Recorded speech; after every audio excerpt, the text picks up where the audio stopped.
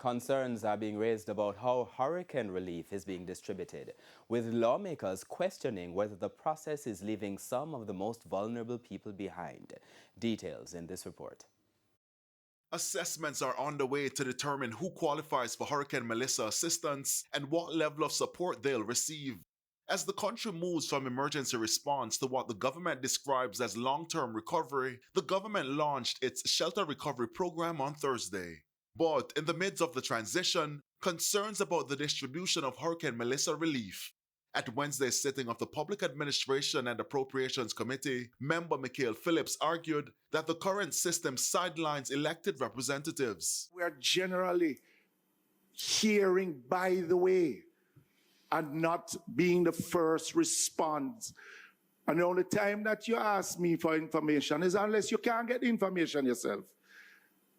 And that should not be our role only. I agree. But, and even post-Melissa, we've encouraged the ministry representatives to reach out to the MPs to say that we are in this area. And I know that has been happening. Sometimes the difficulty was with the connectivity, not reaching the MPs, or just trying to respond as quickly as possible based on the emergency and the need.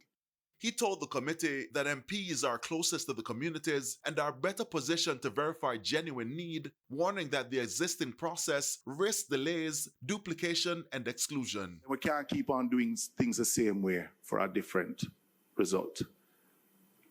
And I'm just asking that as the elected representative, that whenever you're going in, because there are too many duplications some getting more than others, and some not getting at all.